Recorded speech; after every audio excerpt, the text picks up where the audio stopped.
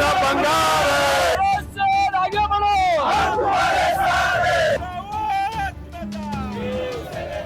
रायगड जिल्ह्याच्या पालकमंत्रीपदी राष्ट्रवादीच्या अदिती तटकरे यांना संधी मिळाल्याने भरत गोगावले यांच्यासह शिवसैनिकांमध्ये संतापाची लाट पसरली। दंगार है, जाति सा भंगार है, आगे बढ़ो।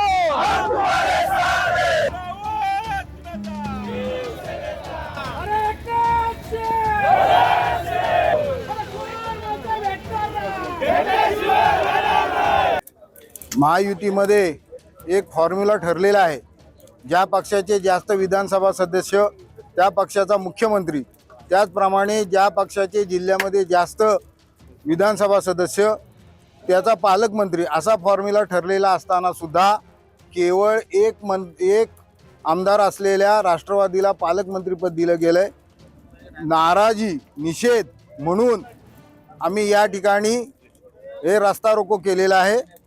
त्यासाठी आम्ही सर्व शिवसैनिक या ठिकाणी उभे राहिलेलो आहोत आणि आमची सर्वांची एकच मागणी आहे की या रायगड जिल्ह्याचं पालकमंत्रीपद हे भरतशेठ गोगावले यांनाच मिळालं पाहिजे। त्यासाठी आज आम्ही रस्त्यावरती उतरले आहोत। गेले 5 वर्ष आम्ही बघतोय, खरं म्हणजे शिवसेना बीजेपीचं सरकार आणण्यामध्ये भरतशेठचा 1 नंबरचा मोलाचा वाटा होता आणि आम्हाला सांगत होते की पालकमंत्री कुठल्या परिस्थितीत भरतशेठ होतील।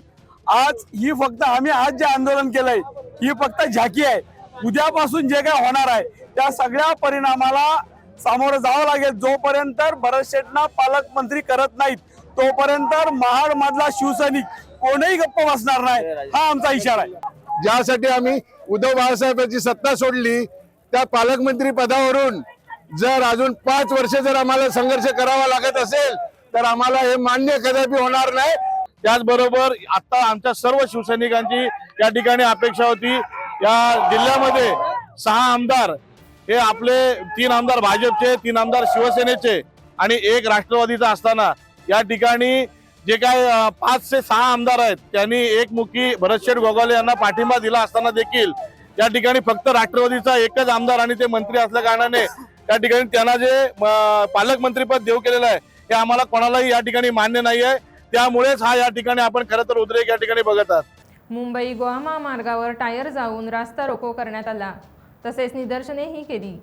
आमदार गोगावले यांनी मला हे मान्य नसल्याचे म्हटले आहे।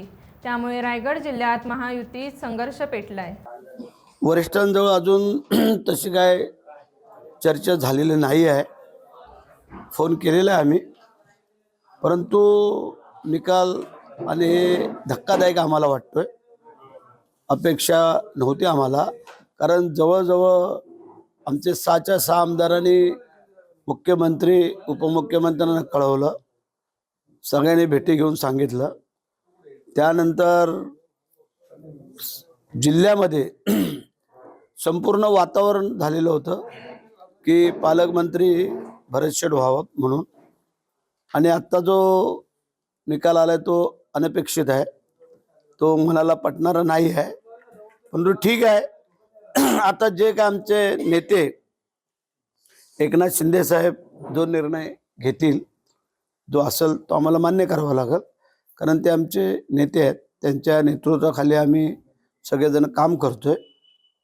त्यांच्या मनात काय असेल किंवा काय तर ते सांगतील। टाइम्स डिजिटलला लाईक करा, शेअर करा, सबस्क्राईब करा आणि बेल आयकॉन दाबायला विसरू नका।